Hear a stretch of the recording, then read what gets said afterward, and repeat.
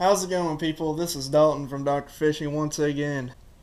So today I am bored, and when I'm bored I like to do videos like this when I don't feel like fishing because the wind is blowing 50 miles an hour. So today I'm going to talk about my top 5 favorite outboard motors on boats. Now, it's kind of hard to do a top 5.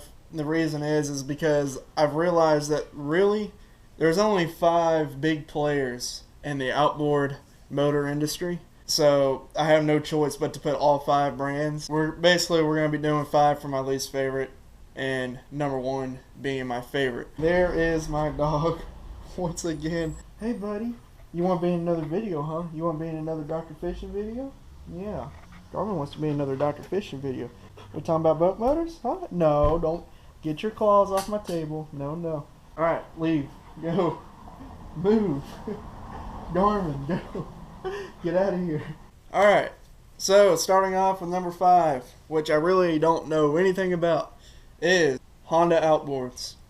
Okay, I know Honda is great for work applications, I should say. Like I know the Coast Guard station at Port O'Connor runs a twin Honda BF 250. They're coming up on 8,000 hours on them. Okay, they're a 4-stroke. All it is a car motor sitting sideways. It's a Honda car motor sitting sideways with a drive shaft, prop shaft, then a prop on the bottom of the motor. That's all it is. They're heavy. They don't have much power. They're just big, heavy workhorses is what they are. So as far as fishing goes, no, I don't understand why you would put a Honda 4-stroke on a bass boat or on a center console bay boat. Obviously, unless you're going offshore, like an offshore boat, yeah, it makes sense to put 2 or 3 Hondas on there. But for really my kind of fishing, Honda doesn't make any sense to me. But I know they're well-built motors, and they'll last tens and thousands of hours if you take care of them. They're great motors. So that's all I got to say about Honda, really. Alright, number 4 is going to be Suzuki.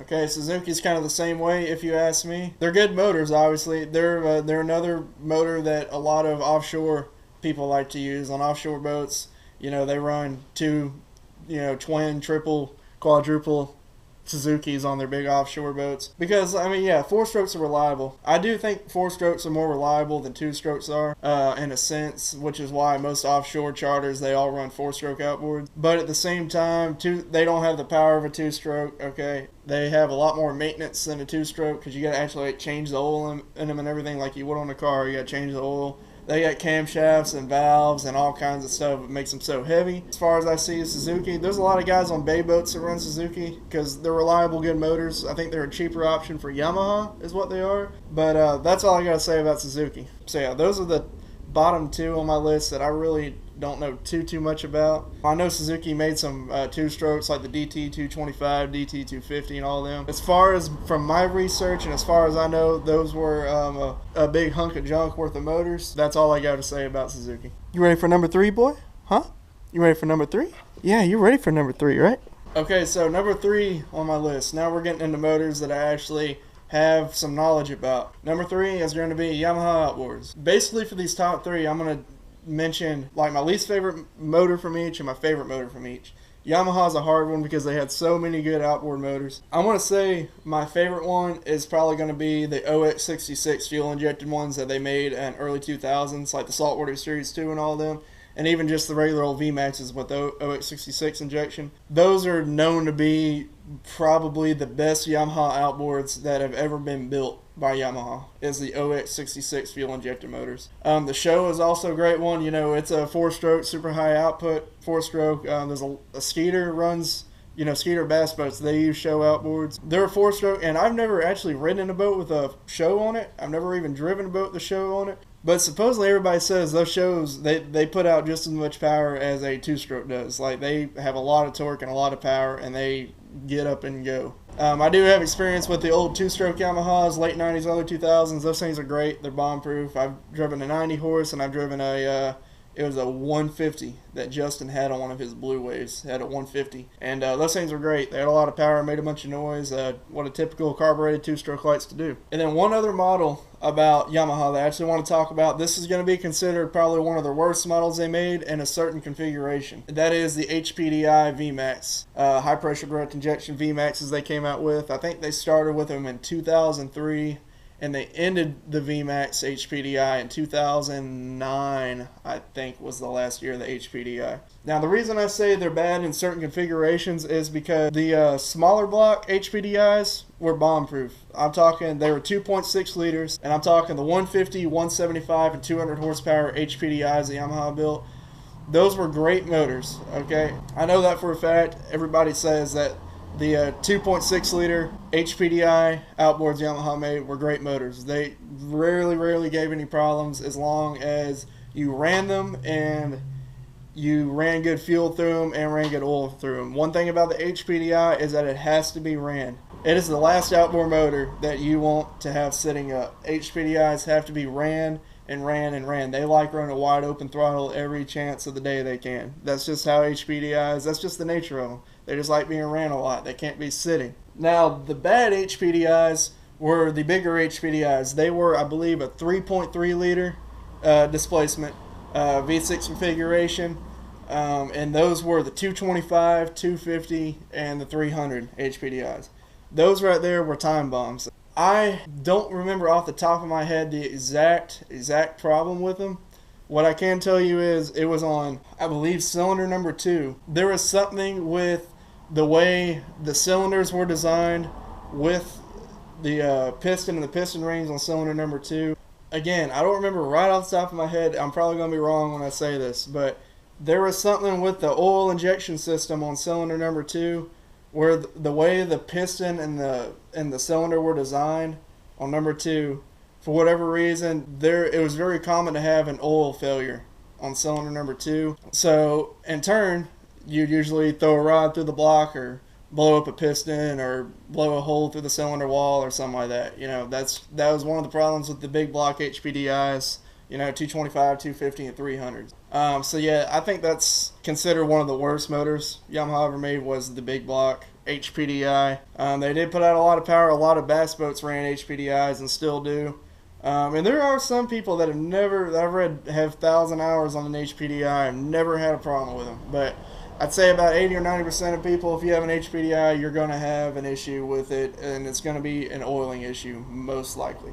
Now, Yamaha did come out with the Series 2 HPDI that supposedly fixed the previous issues with the original HPDI motor, and from what I know, the Series 2 actually did fix the issues, and they are great motors to have, and they run very well. But yeah, that's what I have for you for Yamaha. So we are going to move on to number 2. Alright, my number 2 favorite outboard motor manufacturer is Mercury Outboards. We have a 225 Optimax Pro XS. It's a 2008 model on the MIAC. And as we are speaking right now, it is in the shop for an air compressor failure. The air compressor failure on Optimaxes is a very common problem. It always happens on Optimaxes. There's just some kind of design flaw on the Optimax with air compressor failure. And as soon as that happened, I knew it was an air compressor because the common symptoms of an air compressor failure is a squeaking noise. Basically, all you hear is a chirping noise. And I'll show you a video right now of an example of that.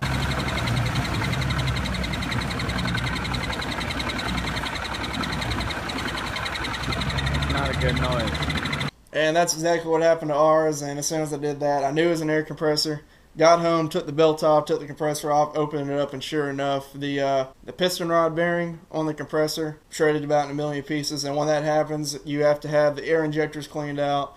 You have to have all the air lines cleaned out, filters replaced. It's just a big mess, but it's just a design flaw for Mercury. But other than that, the Mercury outboards, they are the longest outboard manufacturer ever. They are the first ones to ever build an outboard way back in like the 30s or 40s or 20s or something like that. Mercury has been around for a long time. Mercury is probably the most popular outboard motor. They are, every bass, you'll see if you go to a bass fishing tournament, like I'm talking like Bassmaster Classic and all that, 90% of the motors are going to be Mercury Optimaxes. Okay, the Mercury, you know, the Optimax was built from I think 2000 all the way up to just recently. They just discontinued the Optimax in 2019. Oh, boo-hoo! Let me play a sad song for you on the world's smallest violin. You know, the bass boat guys love the Optimax. The amount of torque they put out and the amount of power they put out is insane. They are amazing motors, and really they are very reliable motors, you know, aside from air compressor failure. But they resolved the air compressor failure issue in 2011. So the 2011 newer Optimaxes, those are pretty much well said and done. They're ready to go out of the box. The other problem with Optimaxes is from 2007 to 2008, ignition coils. We've already replaced 3 on ours, and we just basically replace them as they go out because they aren't very cheap. There was actually a recall for the ignition coils on 07 to 08 Optimaxes, but obviously, 10 years later, what are you going to do? You can't really do a recall on a 10-year-old motor. Now, I know the early Optimaxes in the early 2000s, those had their problems. I'm not sure exactly what kind of problems they had, but I do know they did have their problems. And what do you expect? It's new technology that Mercury came out with. It's a new design. Anything with a new design is going to have its problems. So yeah, my favorite motor from Mercury is definitely the Optimax. The Verado is going to be a close second with the Optimax. The supercharged Verado 4-stroke. They were I think a 2.6 liter displacement, and they had a supercharger on them, and they put out a lot of power. And then I'm going to say my least favorite outboard for Mercury is any of the motors that came before the EFI, electronic fuel injected motors Mercury made. So I'm talking the Black Max, the Tower of Power, all those old carbureted 2-stroke Mercuries. There's just something about them that tells me they were built to fail and they weren't built to be reliable. I know they're good motors because there's people still running Black Maxes today on bass boats and they're still cranking. But this is just the look of them and the sound of them. They just sound like they're ready to blow up. I just don't like the carbureted 2-stroke Mercuries. Something else before I move on to number 1 about Mercury is those new ones they came out with, the big V8 4.7 liters. Dude, those things are freaking sweet. They just came out with them. I love the sound of that new Mercury. I'm going to show you a video of one real quick. Again.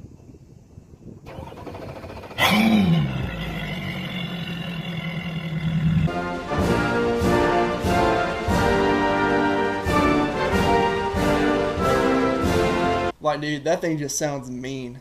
It just sounds like mean. It sounds so cool. It starts up. I don't know how good they are because they haven't been out very long. Okay, so my number 1 outboard manufacturer, and it might be kind of obvious because it's the only major outboard manufacturer left on the list, and that is going to be Evinrude Outboards. That is my number 1 favorite outboard motor. The reason is I grew up on Evinrude.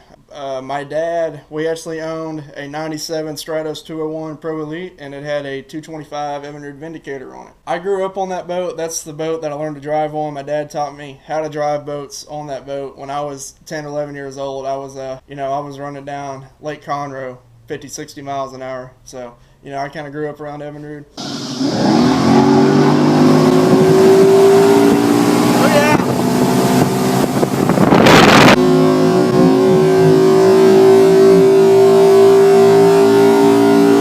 That Evinrude was a 97. We sold the boat in 2015 when we got the Mayak is when we sold the Evinrude, or the Stratos, I'm sorry, Stratus. We don't know how many hours were on the motor. My biggest guess is probably upwards 600-700 hours because that boat was used a lot. It had a lot of hours on it, I'm sure, 6, 7, maybe even 800 hours. And obviously, I was young when my dad really used that boat. I was 5, 6 years old. But from what he's told me, that motor had never, ever given a problem to him whatsoever, except a fuel pump one time. Other than that old Evinrude never, ever gave him a problem. That thing just ran and ran. It didn't like cold starting. I do remember that. That first start at the ramp, you had to hit the choke and crank her over a few times. As soon as it got running, though, and you were going down the lake, that thing was a monster. It did not stop running, and as far as we know, the dude that actually bought the boat drove all the way from Georgia and bought it. And as far as we know, that boat and that Evinrude are still running to this day. So I'm kind of partial about Evinrude considering the Mercury has 400 hours and has already had a major malfunction on it. That's the reason I'm kind of partial to Evinrude, and my first boat I personally own will have an Evinrude on it. I will be sure of that. Now, Evinrude is kind of up and down as far as my favorite and probably the worst motors ever made. I'm going to go and start with the worst because if any of y'all know anything about Evinrude, you already know what I'm about to say. The worst Evinrude outboard ever made was the Evinrude Ficht. That right there was a pile of garbage. Those were nothing but boat anchors. The biggest problem with the Ficht was they were notorious for blowing up the ECM, which is the main computer on the motor. There's pictures on Google of that ECM literally exploding and catching the motor on fire. The Ficht has a very bad rep. Fun fact, the original owner of Evinrude and Johnson Outboards was the Outboard Motor Corporation,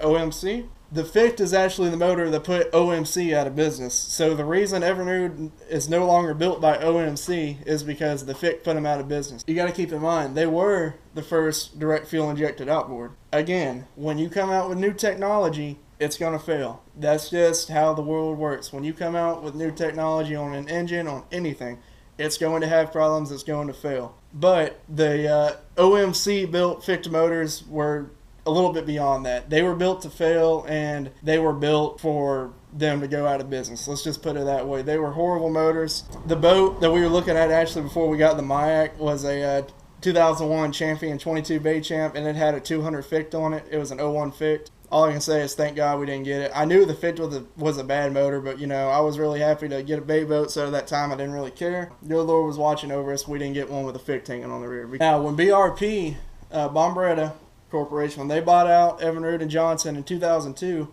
they continued on with the Ficht, okay? The BRP Fichts were made in 2002 and newer. Those are actually good motors. The 2002 to 2003 Evinrude Ficht motors built by BRP, those were actually well-built motors. BRP is the one that sorted out the problems on the Ficht motor when they bought Evinrude out. Really, if you looking at a boat with a 2002-2003 Ficht, there's not really much to worry about. BRP kind of sorted out the original problems with the OMC built Ficht motor. And then, of course, you got Evinrude's most popular line of outboard motors, which is the E-Tech.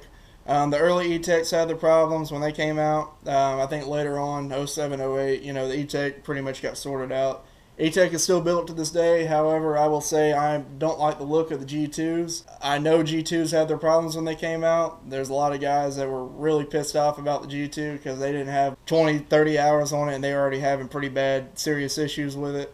I can't really speak for the G2s because I don't know that much about them, but I know the E-Tech is a solid motor. They've been around for almost a decade now, or over a decade now. The E-Tech's been around easily over a decade now. You know, say someone told me, hey Dalton, you can repower the Mayak with any outboard motor available right now. What would I repower with? Probably an E-Tech. I would put an Evinrude E-Tech on the rear and call her good. So yeah, that is number one for me, our Evinrude outboards. So yeah guys, I hope y'all enjoyed that video. It's probably going to be a long one because I'm already looking at 25 minutes on my camera right now. For those of you that have finished out the whole video, thank you for watching. I'm sorry for it being a long video. I'm just bored, and I like making videos when I have nothing to do. So yeah, thank y'all for watching. If y'all have any video requests for me, please leave a comment below or message me on Instagram at Dr. Fishing or Snapchat Sperry8588. Other than that, thank y'all for watching Dr. Fishing. Until next time, y'all have a good one. Peace out. See you later.